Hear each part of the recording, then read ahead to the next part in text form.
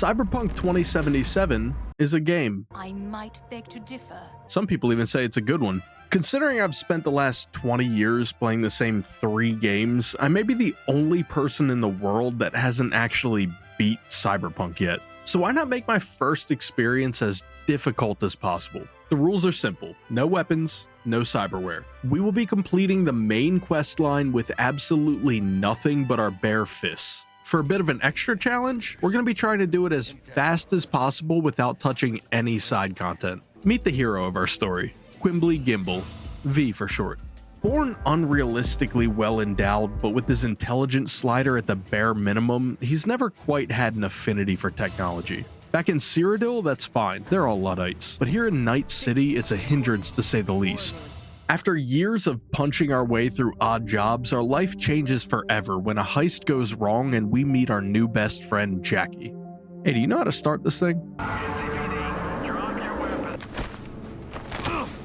Do you want to do a best friend montage? Aw man, I'm sad because our apartment sucks. Hey, let's rob this guy to get paid in computer chips. Hey, get back here with my computer chips. Ooh, now we're dancing. This shows we've got a fun side. Uh-oh. Alright, now I'm serious. Knock knock, bitch, where's the computer chips? Yo, let me get a number 2. Gun toss. Bang bang. Now I'm successful with a fancy apartment. Man, that was a good montage we had back there, Jackie. Chick we're looking for is somewhere in this building. Thanks for your exposition. I had no idea what we were doing here. 45 minutes in and I actually get to play the game now. Elevator. Gotta get rid of this gun first. How do I don't even know what I just pressed. There we go. Alright, Jackie, let's go. A few key things are immediately evident. First, YouTube's gonna hate me for playing this game.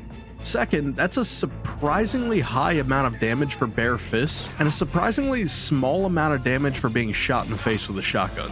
Yeah, these are the first enemies of the game, but this is the highest difficulty. The fact that I'm able to survive multiple shots opens up a lot of strategies going forward, especially combined with the fact that I have a healing item with infinite uses that restores over time. This entire first mission boils down to basically one room of enemies with guns, all pointed at the door that I have to enter through. My first thought is to just AFK and let Jackie take them all out, but I don't even think that's a real gun he's holding. Their health bars aren't moving at all. So on to the next plan. Run in, land one punch, and run back out to heal up. This is made especially effective when we discover these guys haven't figured out how doorways work.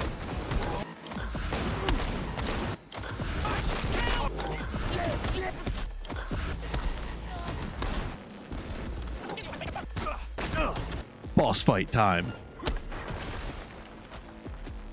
We did it. Got our target. Jacking in. I'm gonna do this entire video without making a jacking off joke. Man, Jackie, I sure do love our leisurely drives with no mandatory on-rails shooter sections to immediately derail this entire challenge within the first hour of the game. I don't like this. Not one tiny bit. Scuffs! I'm not just gonna immediately fold and give in when confronted with something that would break the rules of the challenge, and I actually found the dumbest solution to this section. You see, if I just spin around as fast as possible, the enemies can barely hit me. I can't believe this works, but it does. Eventually they just kind of give up. Don't miss the I said hi. Alright, I will. let's talk about the Lay build. low. With no weapons, gear, or mods, the only way I'm going to be able to increase my power at all is through the skill tree.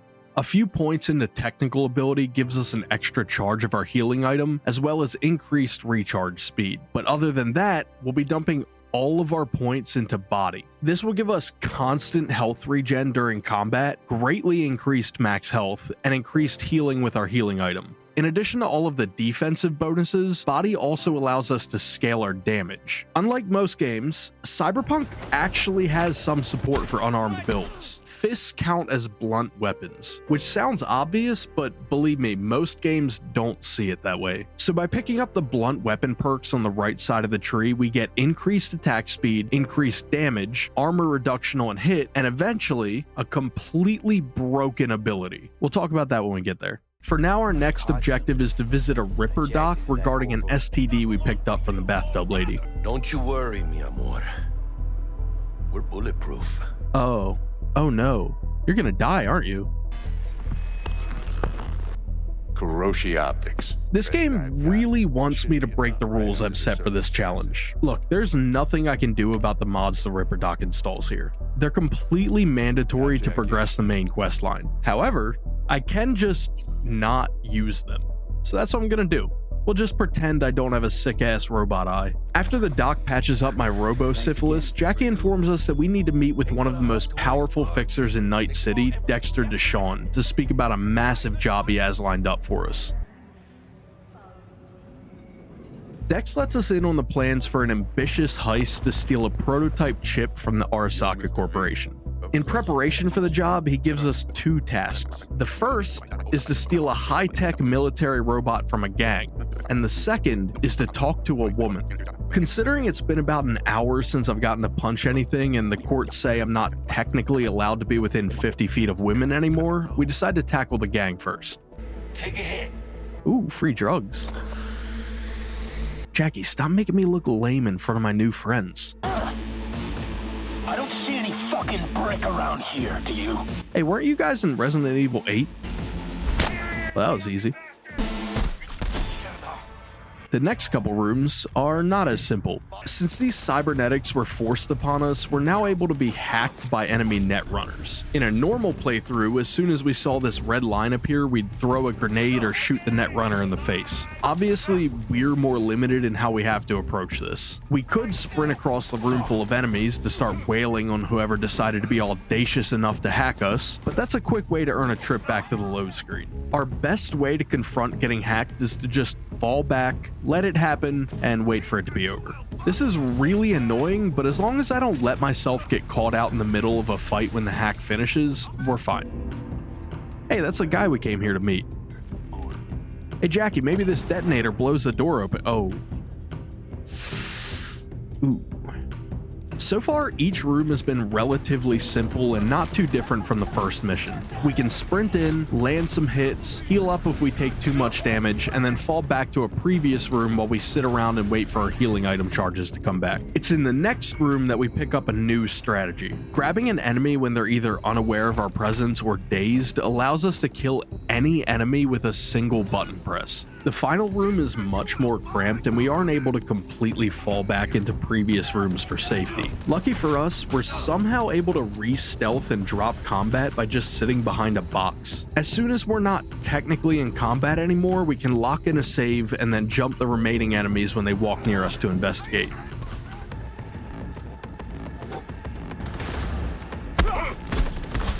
Now that we've got the robot, Dex wants us to meet up with Evelyn Parker at a club downtown where she brings us into a back room for a private yap fest. Oh fuck, a ghost. Evelyn has the same profession as your mother and her top client is Yorinobu Arasaka. She's our key to planning the Arasaka heist through a brain dance she created of Arasaka Penthouse. What's a brain dance, you ask? Well, you see, punching things is just too much fun. We need some monotonous filler here to make sure we're not having too good of a time. Evelyn, you really didn't need to do all this. You could have just drawn a map or something. With all the necessary supplies and information in hand, we head to the afterlife to get the final plan from Dex. Hey Jackie, mind give me a hand here, bud? The afterlife is basically the cyberpunk version of the hotel from John Wick. Here, Dex lays out what we're gonna do. A Tesla located with Mark Zuckerberg AI will take us to Konpeki Plaza, the hotel where Arasaka's penthouse is located. Once there, we'll use fake identities to get a room and lead the robot we stole through the vents to disable the hotel's netrunner security. With that taken care of, it's as simple as strolling into the penthouse and grabbing the chip. Fuck, too late. Yorinobu's about to walk in. Find cover.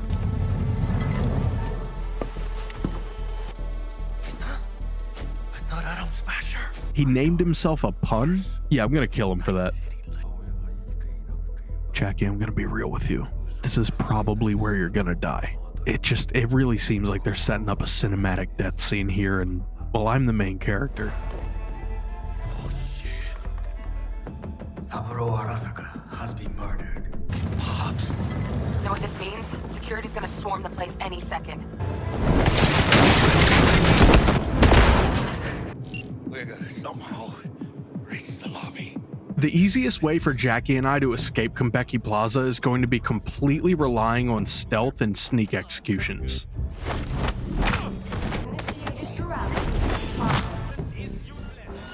That didn't last long. With our self-imposed restrictions, there really isn't anything we can do about security cameras unless they happen to both be close enough and low enough for us to punch them. So stealth just isn't really going to be viable for most of this playthrough. Multiple enemies at once is kind of our kryptonite, but there are enough obstacles in this room that we're able to take cover and somewhat isolate the enemies. A lone enemy is absolutely no issue. The stagger from punches is actually kind of insane. I haven't found a single enemy yet that I can't kill by just circling them and spamming punches. Most of the time, I don't even have to completely punch them to death because a stun enables the insta-kill animation, and it's possible to stun an enemy on the very first hit. The challenge comes when it's a large group all staring down a doorway with guns, and that's a situation that happens a lot in this game. For the most part though, these basic grunt enemies are just a test of patience. They don't deal enough damage to kill me unless I either get really sloppy or really impatient. Jackie is even less helpful than usual here. Luckily, after each room we drop out of combat, so we're able to lock in a save.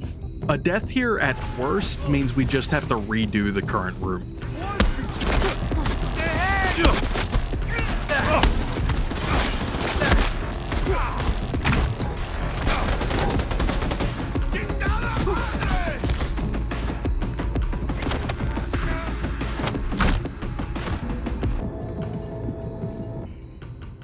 Man, I called this when you were saying all that foreshadowy shit earlier. Remember 10 seconds ago when I said basic grunt enemies weren't shit? These basic grunt enemies are just a test of patience. Well, down in the lobby, the last thing standing between us and freedom is a mob of elite enemies and what looks to be an AT-ST from Star Wars. The elites we can handle with the same old strategy. Land as many hits as we can, then run back into cover to heal up. They usually won't follow us. We just need to play it a bit more carefully since these guys actually pose a threat and can take a punch or 12. Jackie is still useless here. Before tackling the big guy, we're able to lock in a save by taking the slowest elevator in the world back upstairs and out of combat.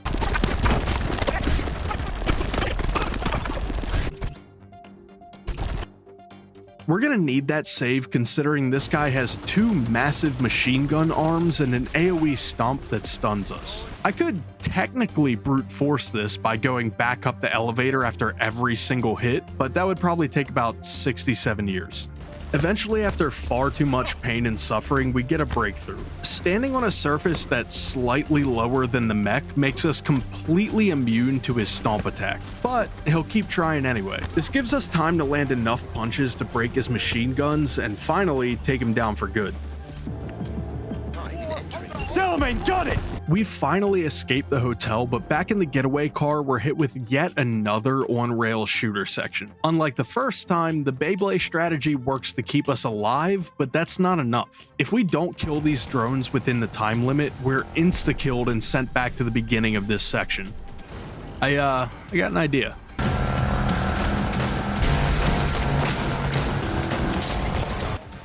We did it, Jackie! Jackie? I called this. Remember? I said this was gonna happen. It's very important to me that you acknowledge that I predicted this. I will never recover from this.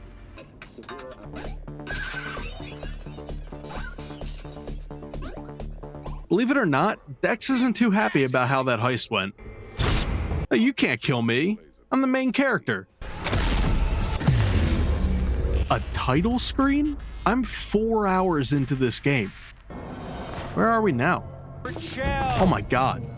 I'm Lawrence Fishburne. I have no idea what's happening in this fucking game. Get in! Silverhand! This turret section doesn't count because I'm not Quimbly and also the rules are arbitrary and also fuck you. Get the payload on the elevator. Arm it.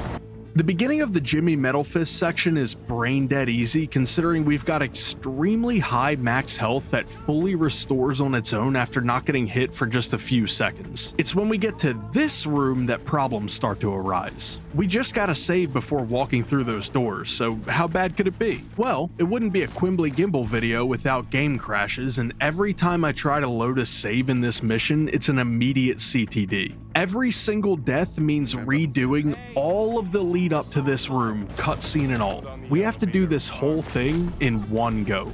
There's a small ledge we can take cover behind near the entrance to the room. It's not complete safety, but most of the time it's enough to let us heal up. The stun and neck snap combo is still carrying us, although in this room it's not quite as good as it seems since we're locked into an animation and can still take damage from all the other enemies surrounding us. Even the elites can be insta-killed once they're stunned, and we can land a stun as early as the first hit on an enemy. I died a lot here.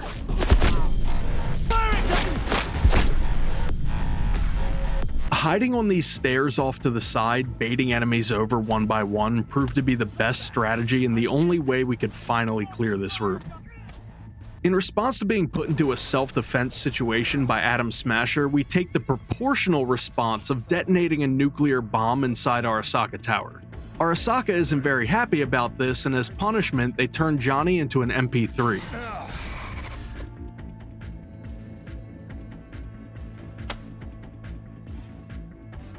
And you? Who are you? Hey, you're in my head.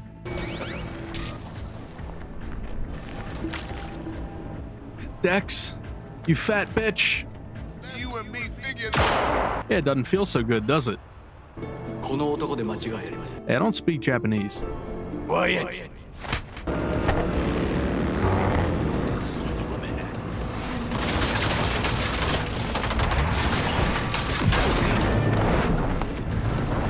Hey, this might be a bad time to tell you, but I'm doing a YouTube challenge and I can't use guns. No, Quimbly. Remember, no guns. Oh, you're right. Thank you, Takamura. I'm gonna save you the next 2 hours of nonstop yap and just speed through it. You're welcome. The Ripper doc that forced those prosthetics onto us patches us up, and Expedition dumps about Johnny taking over our brain. Turns out the only people that can save us are the ones that built the iPod Nano he stored on. After having a short lover's dispute with Johnny in our apartment, we meet back up with Takamura, who tells us we need to find Evelyn Parker to get rid of the chip. Back at the bar from earlier, Judy tells us we can find Evelyn at a future brothel named Clouds. Okay. Yep. I'm ready. Yep. Okay. Now. Wait, which one was the woman? It's gotta be Angel, right? Oh, no. I'm Angel. Evelyn's not here, but the robo-hooker tells us where we can find a guy that has info on Evelyn. He's in the VIP section and we'll have to fight our way through security. We can initiate combat with a free kill on this large elite, then immediately take out the twink henchman behind him. This leaves this room clear for us to retreat back to while we clear out the rest of the enemies in the area. Enemies can be kited here a few at a time, and when it gets to be too much to handle, we can take the elevator downstairs to flank a different group. Doorways are a universal kryptonite apparently, because that strategy still works here. Even better, here we find out that enemies will actively avoid shooting near each other. So in a situation like this, we can position a large enemy between us and other enemies with guns as a way to avoid getting shot and force a 1v1.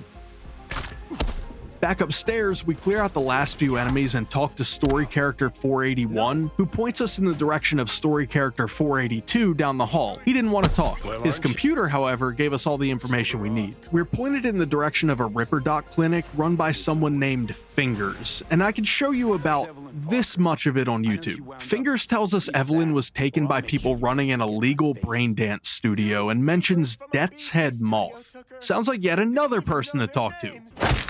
So we talk to a fixer about Death's Head Moth brain dances, then we talk to a guy at a sex shop, then we talk to a brain dance dealer, and finally we're able to use a brain dance to pin down Evelyn's location. A gang hideout. Judy and I are gonna go get her. Ride with me? What she does. Please look at the road. Doll's implant. Going in. The courtyard of the building is packed with enemies, and we're able to get a whopping 1 kill before our stealth is blown for good. We are able to retreat all the way back out to the street for safety, and there are 2 entrances to the compound. Alternating between which one we use lets us get the jump on enemies without getting gunned down the second we step through the gate. Reboot optics. What's that do? Ah, fuck. Wait, don't I only have 1 robot eye? Why does that blind me?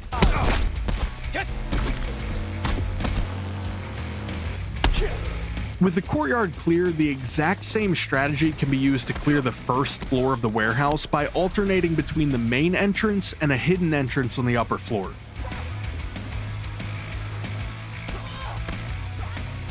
Judy decides to join us after we've done the hard work of killing everything, and we continue down into the sublevels together after locking in a safe. Turns out this game's pretty easy when nobody's shooting at you. As far as I can tell, Judy's invincible, and for some reason every enemy will just ignore me to shoot at her, which makes the next few rooms a cakewalk.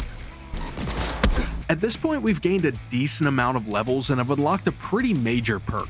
Our healing item now also provides us with a temporary shield in addition to restoring our health. It's now a lot easier for us to close gaps to distant enemies or escape from a bad situation. Judy now decides she's going to hang back for this next room, probably something to do with the fact that this actually looks like it's going to be a challenge. The first 2 guys are quickly taken out with sneak attacks, but as soon as we're spotted, they immediately start spamming cripple movement hacks. There isn't a thing we can do about this except hang back and wait for it to expire. If we get charged while the cripple is active, we can't even close the gap against an enemy that's just slowly walking backwards. Luckily, we always know where and when we're getting pushed thanks to the fact that the exact position of every enemy is displayed at all times on the minimap.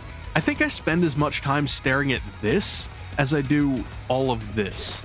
Since getting crippled while we're pushed up is a death sentence, most of the enemies in this room are dealt with by luring them back to us one at a time. Taking out the netrunner then allows us to charge the last few enemies without worrying about getting kneecapped.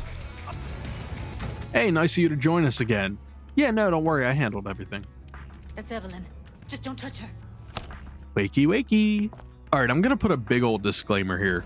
I have almost completely lost track of the plot at this point. I am 100% sure that the series of quests I do to complete this game is not the only or optimal path. I probably did some quests I didn't even need to touch, but this game's plot just goes off the rails, and there's only so much yap I can listen to before my brain just shuts off. So, I'm just gonna start lying. Evelyn's safe now, but she's not doing too hot. We find out we need to commune with the internet ghost of Johnny's ex-girlfriend Trinity. Why do we need to do this? How the hell should I know? In order to do this, we need to get in touch with a gang known as the Voodoo Boys. They don't really like outsiders, but lucky for us, Judy knows a fixer that can help us by the name of Mr. Hands. Hey kids, Google Mr. Hands. Really, I'll wait.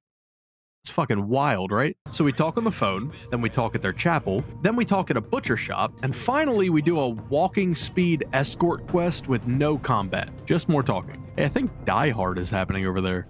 Finally, we're given the task to clear a rival gang out of an abandoned mall. This is by far the most challenging thing we've encountered so far, and it begins before we even get inside. There are about a dozen enemies standing around the entrance and not much decent cover around them. We can drop combat by running all the way back out to the street, but that requires us sprinting through about 50 feet of open ground while being shot at the entire time. There are a few burned out cars we would be able to use for cover, but if we're within a certain distance, they just spam grenades in our direction.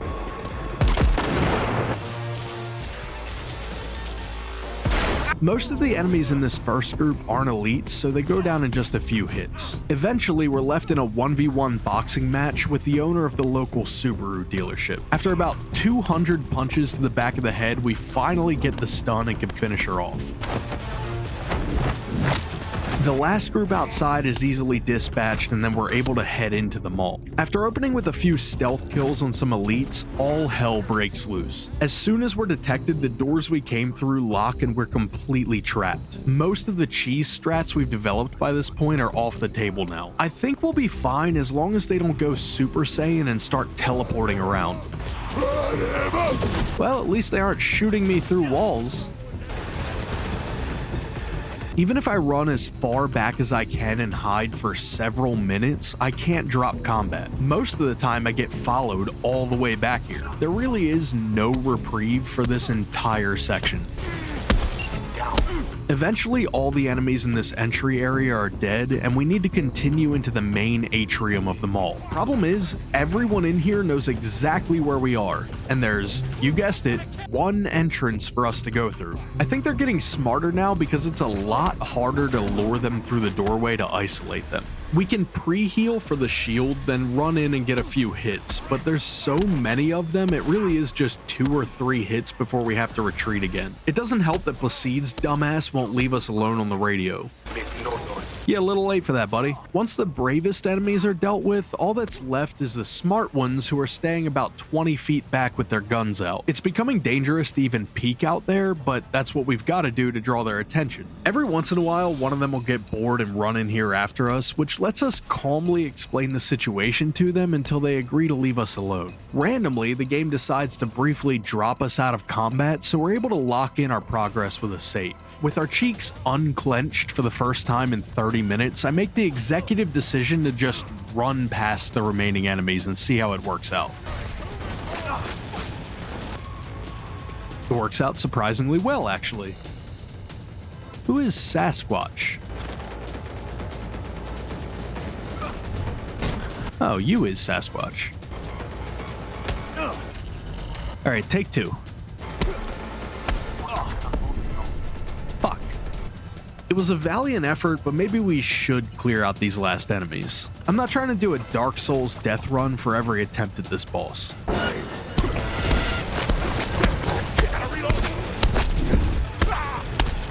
Even with every enemy at the entrance dealt with, we still can't drop combat and save. Apparently that one time was an absolute fluke.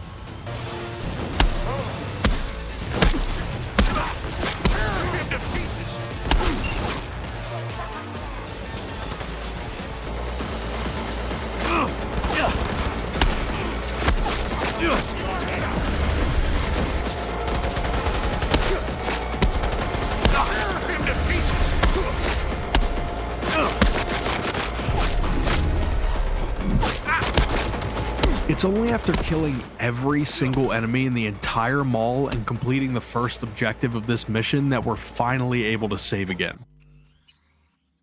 This is it. I don't care how many deaths it takes. I will study this boss's every movement until I'm able to win. On attempt number 6, the boss's AI broke and she kind of just stood there while I beat her to death.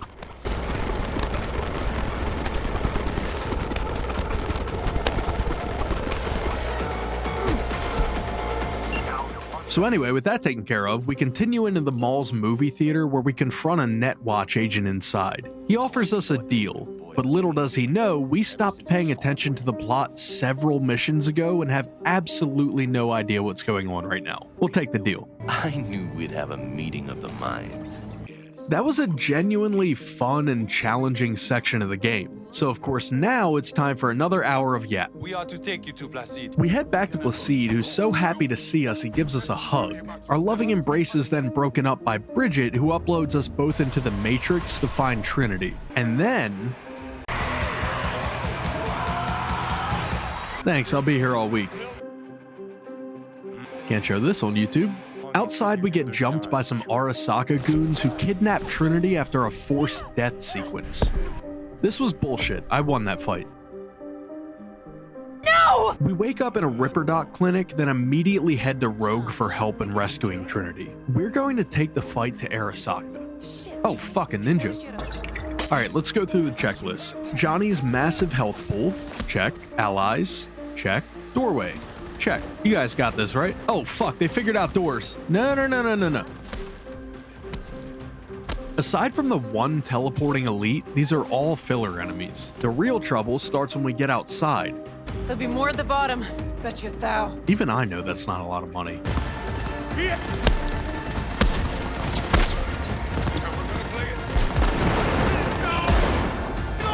Just warming up. Them figuring out doorways was bad enough, but now they've formed a firing line blocking the only exit. This is a great example of something that wouldn't even cross your radar during a normal playthrough, but becomes an absolute nightmare with these restrictions. Or at least it would be if we didn't have allies. But since we do, we can kind of just let them handle it. You guys dead yet? No? Okay. Brace yourself! With those guys taken care of, we have a nice leisurely drive to Arasaka Tower, where we plan to peacefully negotiate Trinity's return. We've got one more ally here than we did in the previous section, and Room 1 is basically just filler enemies. Easy peasy. Room 2 is even easier due to the fact that there's cover everywhere, and the turret that tries to ambush us at the end is so fucking confused at what we're doing that it kinda just melts down. The third room kills us immediately. Got a little ahead of ourselves there. We'll let our buddies take care of this while we draw fire away from them. We did it! Solutions, anyone? They don't call me Johnny Door Opener for nothing. Son of a bitch! In the final room, our progress is halted by a boss named Akira. This guy takes a right hook better than a 1950s housewife. We're actually able to hold our own in a straight up fight for a while thanks to the fact that he dodges backwards in response to every one of our power attacks. As long as we keep swinging, he's barely able to fight back, and at around half health, we're able to take him to the chiropractor to end the fight early. Hey, I thought you couldn't use guns. Get out of my way. Trinity's dead, kind of. Johnny and Quimbly whine about their feelings for a few minutes, but the gist of it is that Trinity is now a cyber ghost that grants wishes or something. We're able to speak with her through the magic of the World Wide Web, but the Netwatch agent from earlier was tracking us, so to slow him down, Trinity fucking murders all of the Voodoo Boys that were with us. Jesus, that's a bit much, ain't it? It's literally that scene from the first movie where the bald guy just starts unplugging people because he wants a steak or something. Back in the real world, Placid's not too happy about all of his guys getting lobotomized, so after we take out the few remaining friends he has, he decides he wants to be the next boss fight. He literally can't do anything to us as long as we circle strafe around him. And on the off chance he does get a lucky hit in, he just forgets about us when we're not in his direct line of sight, so we can just stand behind a pillar until we get our healing item back.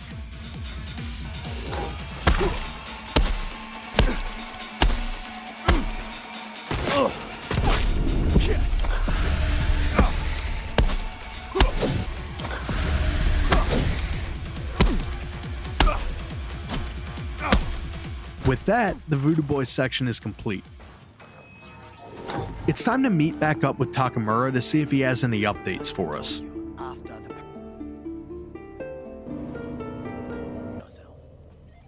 You just cut that guy off. What are we listening to? Takamura fills us in on his plan to absolutely ruin this nice city's parade, but he needs more time, so for now we're going to follow up on one last lead.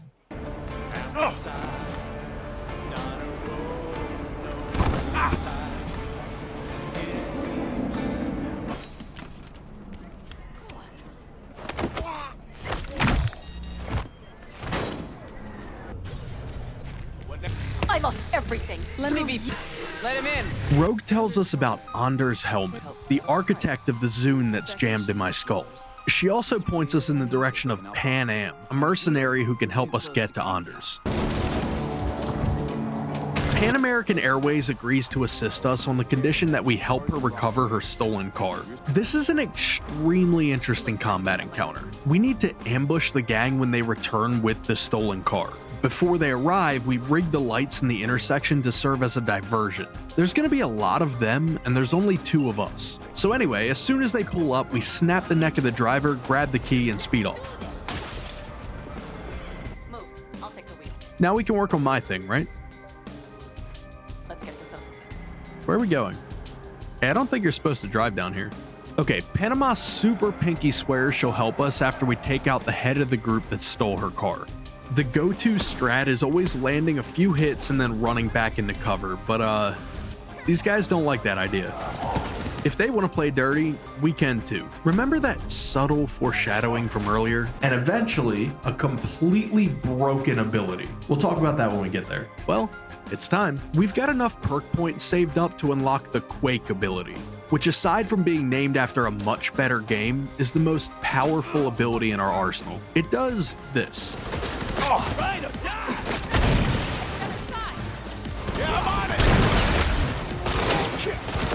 AoE, massive damage, and a knockdown to boot on just a 10-second cooldown.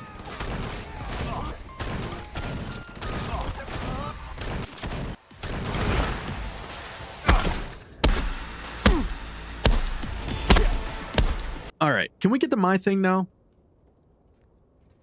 After 2 more forced turret sections, which, why does this game have so many? I was so hopeful after cheesing the first one, but every one since then has had no way of avoiding it, and I've completely run out of jokes for them. Anyway, Panera Bread gives us the rundown on how we're supposed to get to Hellman. You see, he's up in that aerial vehicle up there, which my fist can't quite reach. But after all we've done for her, Pantera agrees to do just a little bit of terrorism to help us out.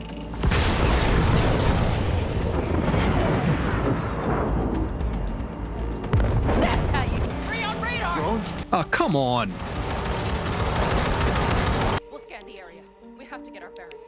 We've got to clear the crash site around Hellman, and this isn't nearly as easy as the last few combat areas. He's in the middle of a crater with the closest cover about 50 feet away, and he's guarded by Terminators that refuse to forget that I exist. Also turrets, and drones, and landmines. Now, step back. Hey buddy, you might die here. I don't have time to explain why, but I can't use guns. Last chance. Look at that, it all worked out. Wait, you're not Hellman. Hellman escaped with his guards, and now we have to track him down. Find the van. These guys are way easier than the robots. For my friend! Drones, patrols. Definitely set up shop here. The door strat is still functional, and now that we've got AoE, forcing enemies to bunch up is actually really useful. Don't shoot, I'm unarmed. Oh, don't worry, I can't use guns. Where are they holding him? Old garage. Room upstairs, probably keeping them there. I'm reloading. Who sent you? Don't take this personally. I've killed people with less than that. Looks like your new Chimbas are here. The fuck is a chumba? Look, maybe you two don't see eye to eye at the moment, but you're family. And Saul will do anything for family. The thing is, am I even part of the family anymore? What the fuck are you people talking about? Come on, buddy. Here's the TLDR. Hellman can't help, and our brain aids is terminal. Not willing to accept that answer, we regroup with Takamura to follow up on his plan of running up to the surviving Arasaka and insisting that I'm totally innocent. Me, the naked man that just broke into this room. I had nothing to do with it, I swear. Sounds like a masterful scheme, Takamura. Step 1. Break into the most heavily guarded building we've seen so far to hack into a parade float. This isn't one of those areas filled with fodder enemies. These guys can take some damage, and some of them are enemy types that were bosses earlier on. On top of that, we're getting hacked from 50 different angles, so if we get into a bad situation, there's basically no way out. This took an embarrassing number of attempts, but here's the strategy that finally worked. Barely. Since we already know how to abuse their door phobia, we can just run past all the guards outside and force them to pile up at the entrance while we run upstairs and kill the 3 guards directly inside. This step alone took about 8 attempts, but once it's done, we've got a small, somewhat safe area to work with. Not safe enough to drop combat and get a save, but safe enough to regen health without getting shot in the back. Then we can take out everything that's stacked up at the door with ground slams and strategic retreats.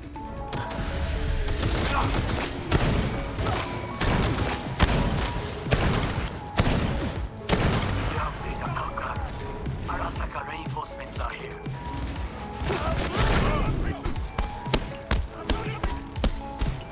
Now all that's left is the main room, also known as the hard part. The best plan for this room is to slowly move our way through while keeping an eye on the minimap and picking off any enemy that's alone or gets too close to us. All the while making sure we're in a safe enough spot to not get caught out when we get crippled. Right now, this is purely a plot of perceptive patience and positioning, poignantly preparing to pass into their proximity and provide a powerful punch. Pussy. After hacking the float, we're able to immediately escape via the roof and meet back up with Takamura. Now it's time to enact his master plan.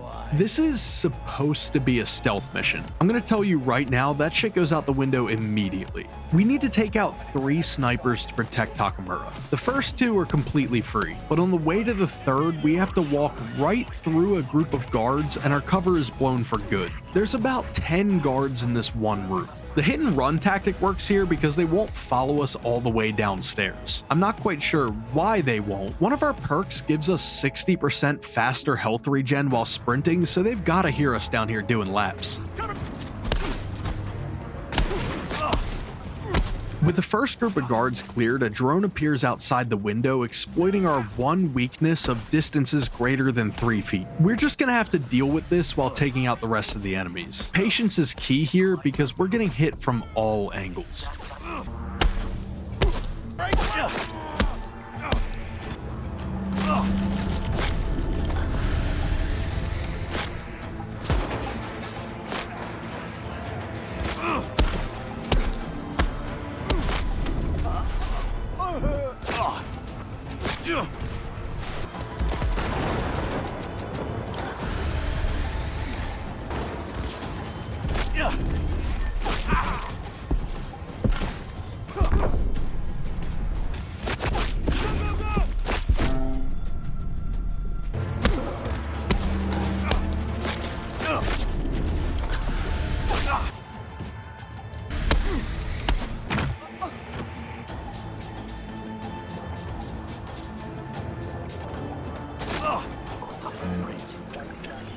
Where's the sniper?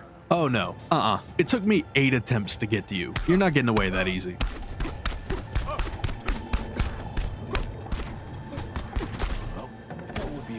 All that's left now is taking out the Arasaka Netrunner. Oh, this is a boss room. I'm gonna unplug that Netrunner, then I'm gonna get jumped by a boss. Been on a while. Time for a break. There you are. Fuck! Of course you're here! Right? That's what I'm saying. Okay, so the ever-reliable strategy of walking to the left while spamming punches isn't gonna work on this guy. And guess what? There's no opportunity to save between the second sniper and the boss. We've got to do all that again for every attempt. Try to reach the maintenance area. You can...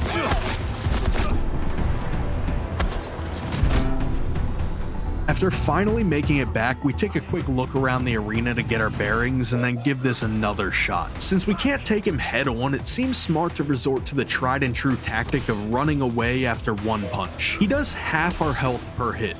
We do 1% of his. But since we can heal, eventually we'll win this.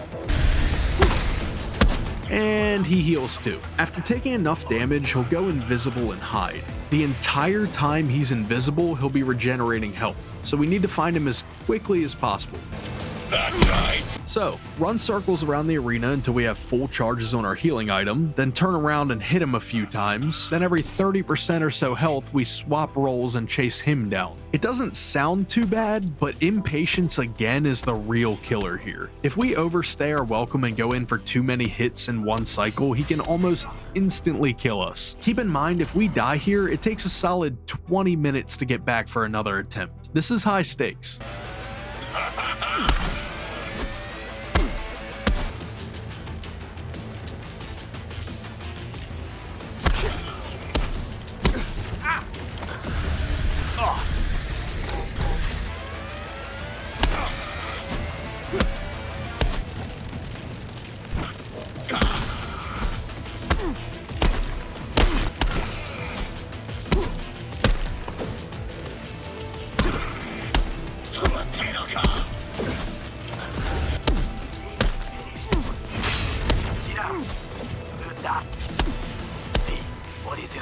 Now, you may be asking why I didn't utilize the ground slam ability. You see, that ability actually locks us into an animation for too long, so we aren't able to— I'm lying. I forgot I had it, but hey, we didn't need it apparently. We've now secured safe passage for Takamura to get to Hanako. All we need for him to do is calmly explain to her that we aren't— V, ramp, shit! We'd best still to the fuck out of here. B, there's no time to explain. We must meet. Second floor, number 303. Knock 4 times. Wait, how many times did they say to knock?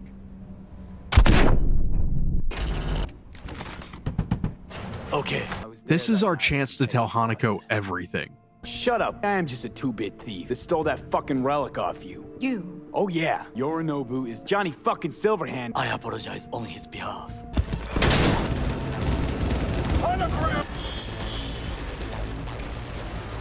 Keep low in eyes 3. Excuse me.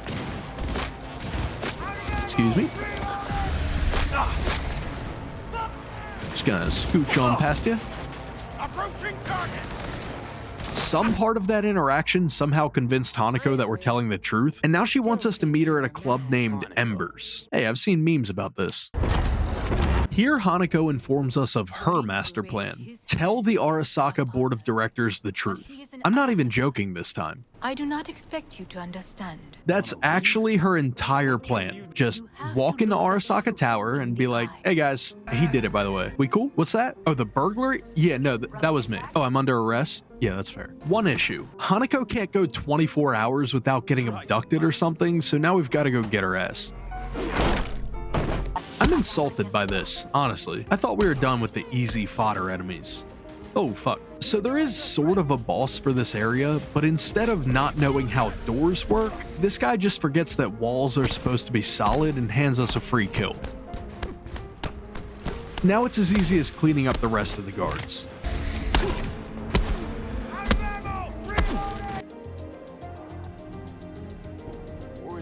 You're telling me you could have just flown out of here at any time?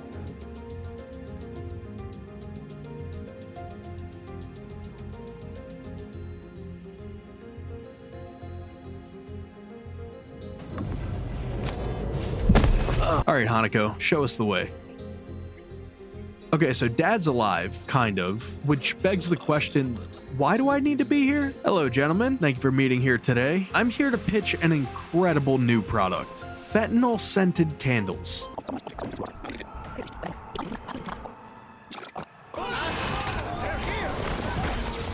Oh god, if we die here, we have to listen to all that yap again.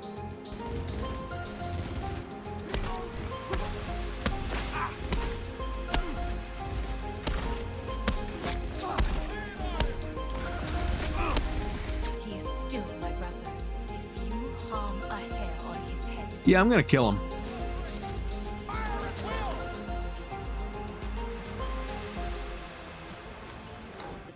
This room feels like an actual joke. There are 3,781 guards. I counted. You can fact check me. Don't fact check me. We can't leave once those doors open, and there's basically zero cover in this room.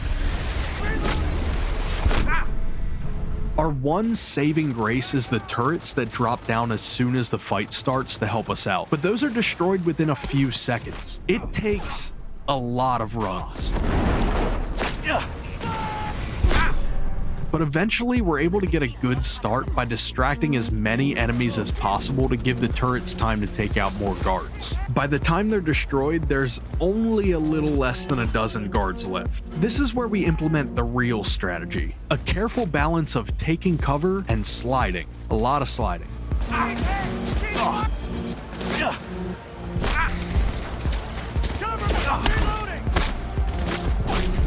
It won't last long! Finish him!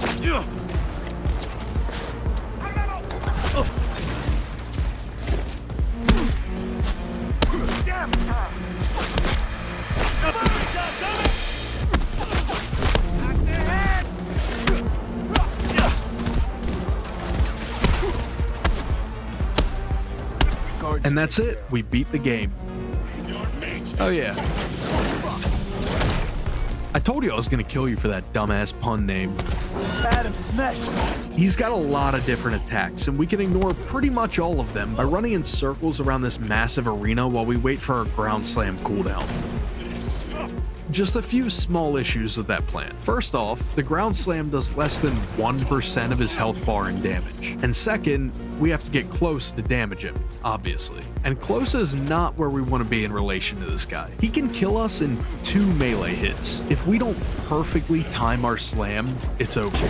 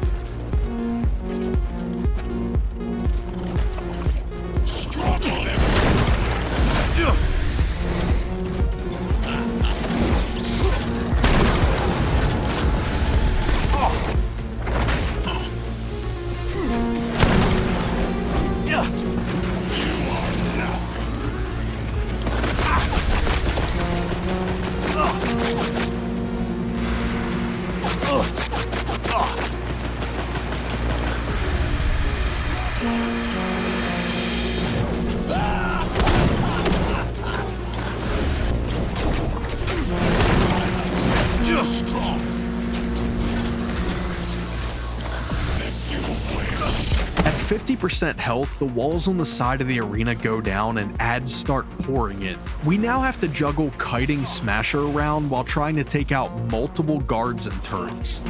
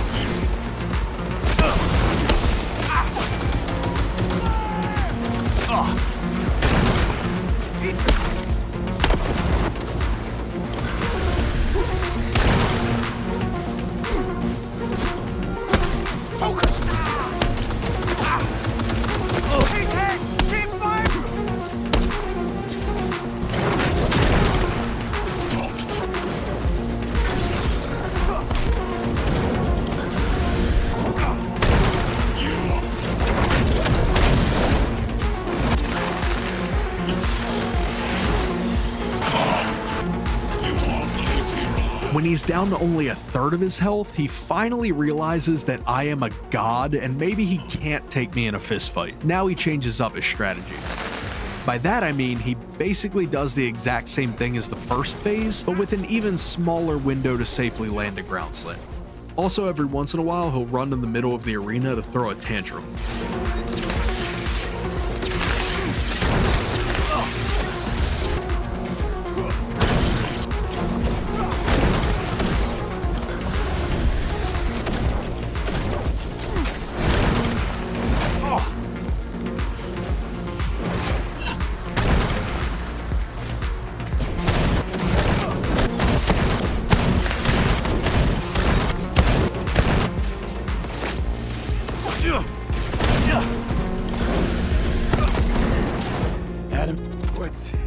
That fight took 39 minutes. Son of a bitch.